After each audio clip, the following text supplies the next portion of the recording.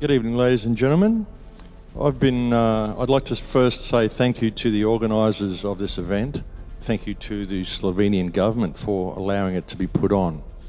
It's a great pleasure to see something like this happening. I've been asked to speak to you today on the subject of cannabis in the political world. This is a topic that is indeed close to my heart, and it is one that never fails to raise my blood a little. And so I make no apologies for any political feathers that may become ruffled by my words today. Excuse me. I've seen a lot of good ideas presented today, and I truly commend the presenters that have been here today. The information they presented is very much needed, and I respect the political correctness and the manner in which their presentations have been made. But please do not ask for or expect any political correctness from me regarding the issue of the illegality of hemp in this very politically incorrect world in which we currently live. And as I said, I make no apologies for my words nor my stance on this issue today. I'd like to open this presentation with a quote. The real hopeless victims of mental illness are to be found among those who appear to be most normal. Many of them are normal because they are so well adjusted to our mode of existence, because their human voice has been silenced so early in their lives, that they do not even struggle or suffer to develop symptoms as the neurotic does. They are normal not in what may be called the absolute sense of the word. They are normal only in relation to a profoundly abnormal society.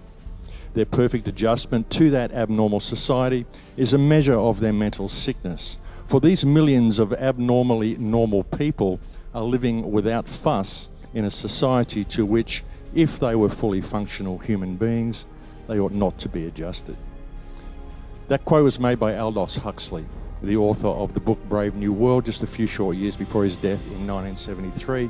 And I would suggest to you now that the illegal status of the hemp plant and the political, social and environmental implications of that illegality is a true indication of the currently abnormal status of modern society to which Aldous Huxley was so eloquently referring.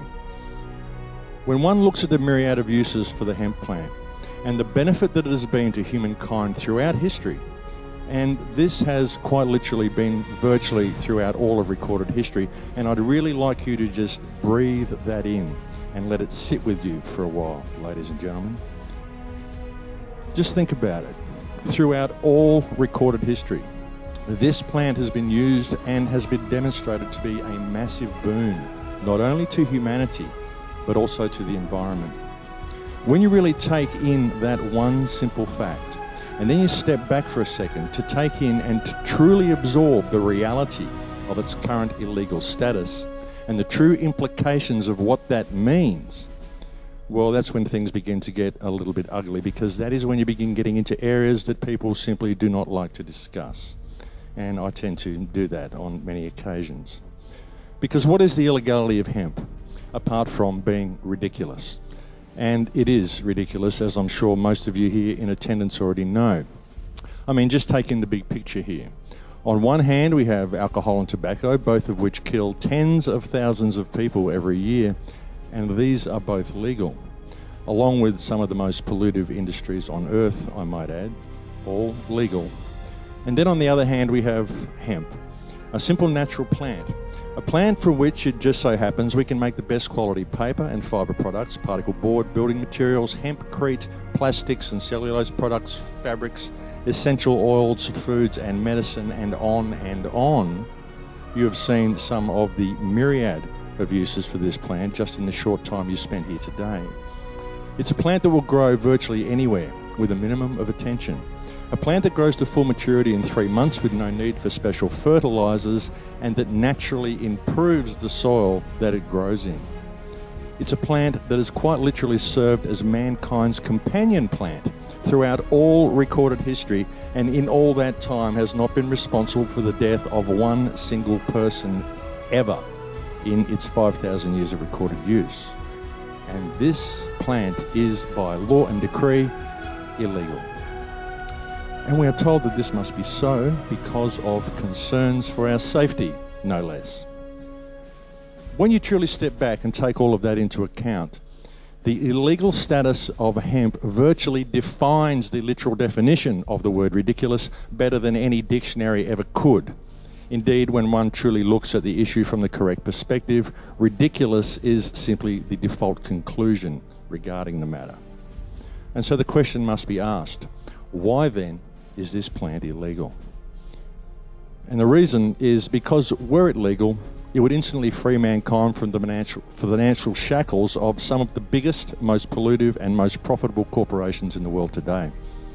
Mining companies, oil companies, timber, plastics, buildings, pharmaceuticals, all of these industries would suffer a dramatic reduction in profits were hemp to be made legal. So ultimately, it's business. Aha, you say, we can protest, we can boycott their products, we can send complaints and petition the governments for change, and these have traditionally been the steps that we've taken. But the truth is that no matter how much we do that, the position never seems to change. We just get reports back from the governments. Yes, we will be addressing the matter at the next meeting in June. No matter how much we attempt to bring about change, working within the parameters provided for us, it's always the same. So why? And the why is the truly diabolical part of the issue, because the why is that all of these companies came to power and gained control they currently have precisely through the legislation enacted by the governments we seek to petition. And these are the same governments who enact the legislation that is used to prevent the people from having any real power and thus from ever having really any control over the matter at all. And so as a society, we flail endlessly against a wall of indifference, hoping for common sense and freedom that never comes, because we are always working within the parameters of a corporate system that will simply not allow common sense and freedom to be part of this reality, due to concerns for our safety. And if one really gets involved in this world, we find out that it's not only this way for hemp, but it's the same for every other serious issue that mankind is facing. It's the same if one attempts to do battle against environmental degradation, against pollution, homelessness, war, starvation, poverty, coal seam gas mining, or corporate corruption. And that's when it becomes clear that all of these so-called problems are in fact actually symptoms of one higher problem. And that problem lies within the foundation and structure of the system itself. A system that was apparently constructed by mankind to service mankind's needs. Just take that in too, please, folks. And no matter how much we try to affect any real change within the system, we ultimately fail because we only ever address the symptoms rather than the actual problem. And thus our response is compartmentalized, ultimately rendering it ineffective. So what do? How do we inject common sense and freedom into a system that simply will not allow it? What we do is we shift our perspective to see the interrelation, the relationship between all of these symptoms, and then we focus on the actual problem that is causing these symptoms to occur. The problem lies with the system itself and the loss of natural power that each human being on this earth actually holds within them, should they choose to exercise the power that they have. Now, I could go into a myriad of ways to do this and discover how powerful you actually are, but that would require an entire presentation on its own, and we would be here all day, so I won't go into that now. But what I will say is that personally, I believe the very first thing we need to do is to understand what the system is, and the first step we need to do in that is to come to a clear understanding of what our relationship with government actually is. And this is a question that many people seem to fail to ever ask. And in saying that, I'm reminded of a quote by Martin Heidegger in which he said, "The most thought-provoking thing in our thought-provoking time is that we are still not thinking." And that's what we need to do, my friends. We need to start thinking. We need to start realizing the truth. We need to remember who and what we are and the power that we the people hold as a community should we choose to exercise that power. Most people take it for granted that governments are our controllers and they don't question the fact, and they think this way because they've been trained to think this way via the thought processes instilled into them by a government-controlled education system. But the real truth is that we live in democratic nations, where we have a government elected by the people, of the people, and for the people. And what our relationship with those whom we elect actually is that of fiduciary trust. It's that simple, folks. We employ these people to act on our behalf, and they are simply not doing so. The truth is that those elected to govern are in fact public trustees, whom we employ to manage what is essentially the administrative arm of our society. They are nothing more. And I would suggest that all one needs to do is to look at the current state of our world in order to realise that virtually every government in the world today is in breach of trust. And they are certainly in breach of trust by making hemp an illegal substance. In fact, I would go so far as to say that the illegality of hemp is a clear indication of that breach of trust, because the legalisation of this plant would put a stop to many of the most pollutive industries on earth, be instrumental in helping steer the ship of state on a different course than the path of self-destruction it is currently on, and it would effectively set the world on a path towards freedom and abundance. And yet at this present time, this plant is still illegal due to concerns for our safety. My friends, this is breach of trust. And this is the pure and simple truth regarding the illegality of hemp. And so the real question becomes, how might this matter be dealt with? Well, the truth is that the only way this matter may be effectively dealt with, and in which remedy for this ridiculous situation may be found, is via action undertaken by the people themselves. But again, how? I mean, sure, we need to take action, but what is the action we need to take? What, do we overthrow the governments through revolution? No, not at all, because we need some sort of administrative arm due to the structure of our societies. Violent revolution has been tried in the past, and in truth it has never effectively brought about any real change, and I'm certainly not promoting revolution or the overthrow of any governments. We need an administrative arm, but we need an administrative arm, public trustees, that is both competent and reliable. But even more than that, we need public trustees who are both honest and accountable. And I must say that it is a welcome relief to see that certain governments seem to be at last coming to their senses. Such indeed seems to be the case with the government here in Slovenia, and I commend them on the stance they are taking by allowing this Congress to be held and in the support they are showing to this issue. I believe it is through the actions of small countries such as Slovenia and the examples they are setting that empowerment for other countries may be found, and in that empowerment, hopefully, the encouragement to then follow their lead. And may I also say that the very first world leader to act on this matter and to commence an initiative to legalise hemp will go down in history as one of the true saviours of humankind. And they need to think about that. And a responsible government should see the reality of this anyway. A responsible government should clearly recognise that as a species, we need public trustees who are both honest and accountable. But such accountability will only ever be achieved by a populace who is awake and informed enough to know what the true role of government is, and that role is that of public trustee. And the truth is that this is not unique to any one country, but it is simply a fact regarding the global community known as mankind, and that effective change must therefore be brought about by the action undertaken by the global community as a whole, each group taking similar action in their own respective countries. The truth, folks, is that hemp has and has always been illegal, not in order to ensure public safety, but in order to serve a political agenda that is wholly subservient to corporate power. The truth is that hemp is illegal because legalising it would affect corporate profits and free mankind from the clutches of a system of contrived scarcity, because that is the true nature of the financial system that currently enslaves them.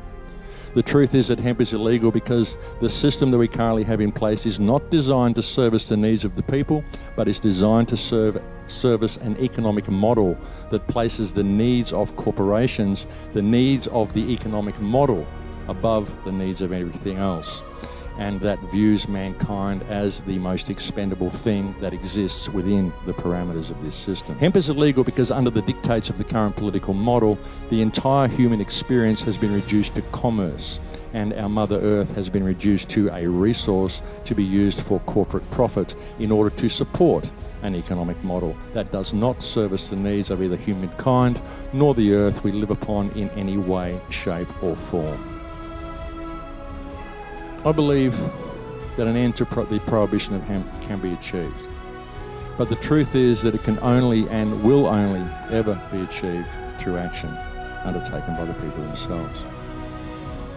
It can only be achieved through action by the people simply because most governments are simply too scared to be the first to address the issue. Therefore, it must be done by the people, regardless of legislation enacted by public trustees. Because when such legislation does not serve the best interests of the people, then it must, as a matter of course, be contested by the people. This is called democracy. Many governments may wish to change this state of affairs, such as the governments here in Slovenia, but even these governments need the support of the people. But what action can be taken against a government who fails to address this issue? Perhaps the action that is needed may be as simple and direct as a people's mandate. Why mess around anymore? Why play by the rules that they give us to play with? We need to re-establish where we all stand in the social hierarchy. Governments serve the people. That's why we created them. What would happen if the people of the world simply mandated that change be immediately implemented? Remember, a government is simply a collection of public servants whose job it is to act as the administrative arm of the people. A democratically elected government is a group of public trustees. It is nothing more. And a democratically elected government has no other choice other than to comply with a people's mandate. Because were a government to do otherwise, then its action is nothing more than the open declaration of a dictatorship. Do we live in a dictatorship? We the people hereby mandate that you, our public trustees, implement the following changes because to do so is in the best interest of mankind and the earth we live upon. You have 30 days to comply. Should you fail to comply, you have abdicated your right to govern and you will be required to step down to then be replaced by a new group of elected trustees who will act upon the will of the people. This is our will. It may be as simple as that.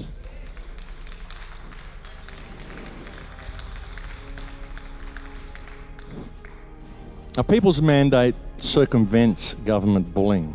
It circumvents legislation, which is simply the act of public trustees seeking to replace natural law with their will. It does not leave the matter open for negotiation, and it places the matter squarely on the table. And we the people must do this because the need to do this has become just that, a matter of need. It is no longer a matter we can debate or leave to the whim of what is essentially a corporate-controlled system. Because the world is in bad shape, and if we fail to act on the matter, we are, through our own negligence, risking life itself. The action provided to us by simply viewing hemp for what it is, I believe, provides mankind with one of the greatest opportunities for effective change we have ever been presented with.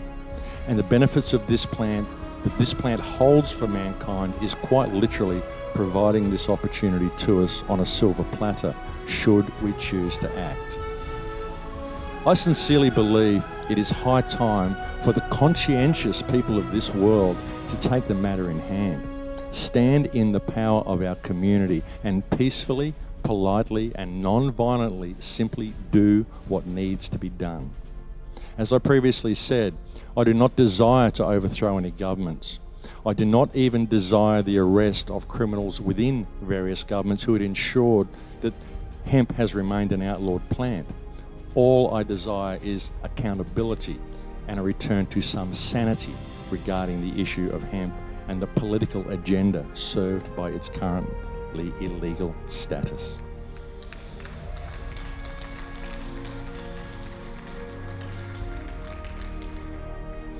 I'm also reminded of another quote here, folks, uttered by Hillary Clinton at a news conference she held in Mexico recently, in which she said, "The US will never decriminalise drugs. There's just too much money involved."